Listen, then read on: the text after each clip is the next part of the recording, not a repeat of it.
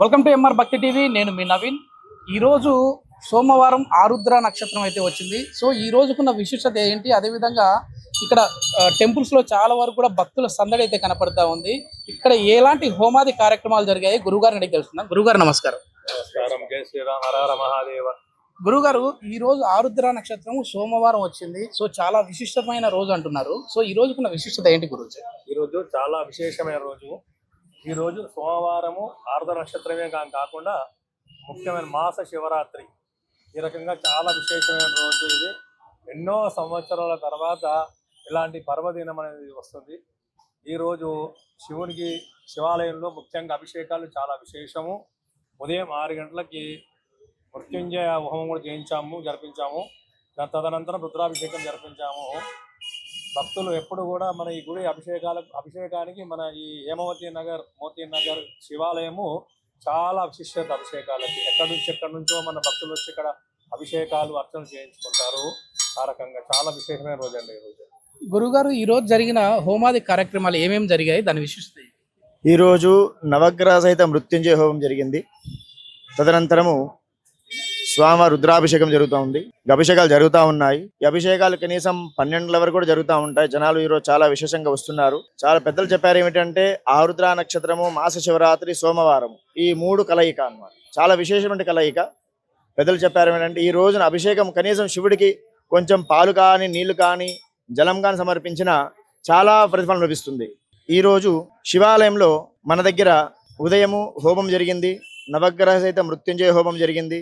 తదనంతరం అభిషేకము, మరియు నిన్న సాయంకాలము నందీశ్వర అభిషేకం కూడా జరిగింది. ప్రదోషం అంటారు, త్రయోదశి ప్రదోషం అంటారు. నందీశ్వర ప్రదోష అభిషేకం కూడా జరిగింది.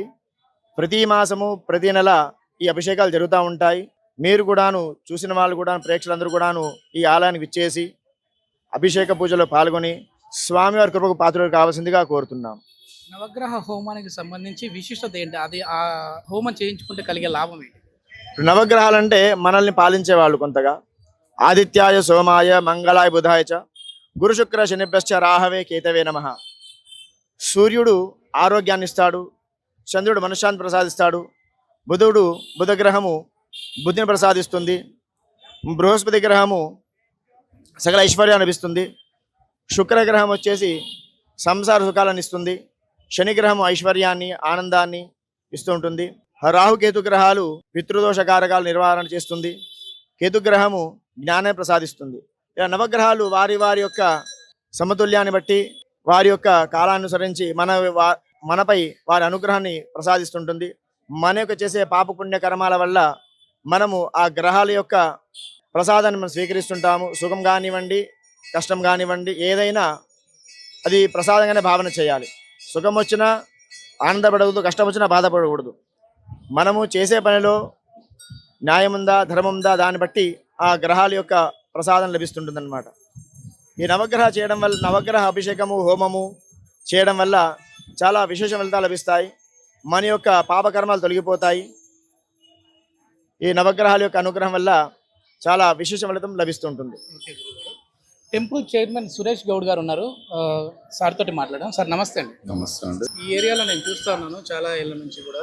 సో భక్తుల సంఖ్య కూడా రద్దీ పెరిగింది, టెంపుల్ కూడా అభివృద్ధి బాగా జరుగుతూ ఉంది. మీరు ఏం చెప్తారు? మా ఓం నమ శివాయ అండి. మా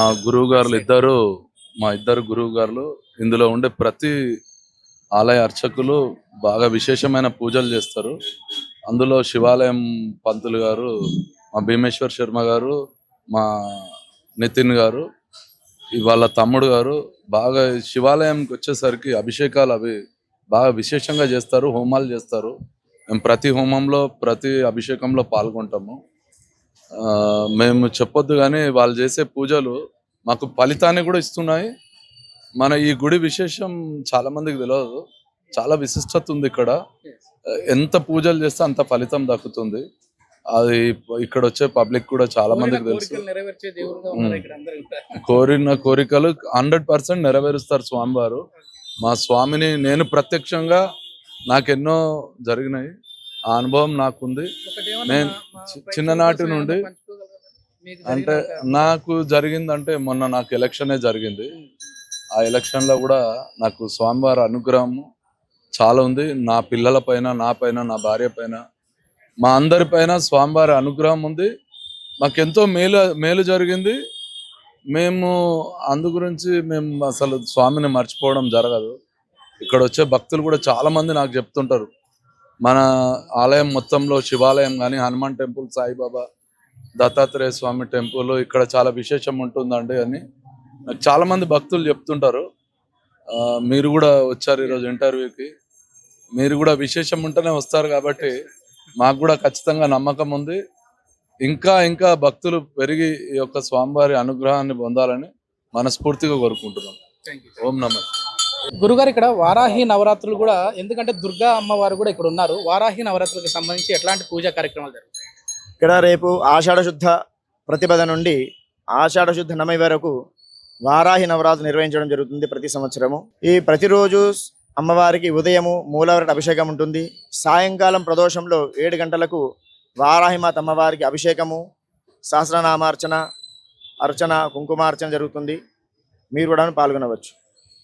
ఎస్. ఇక్కడ మొత్తానికి వారాలతో సంబంధం లేకుండా, అంటే ఆదివారం నుంచి శనివారం వరకు కూడా భక్తులతో రద్దీగా కిటకిటలాడుతూ ఉంటుంది ఈ టెంపుల్ అనేది. సో కోరిన కోరికలు నెరవేర్చే దేవుళ్ళుగా ఇక్కడ గ్రూప్ టెంపుల్స్ అయితే ఉన్నాయి.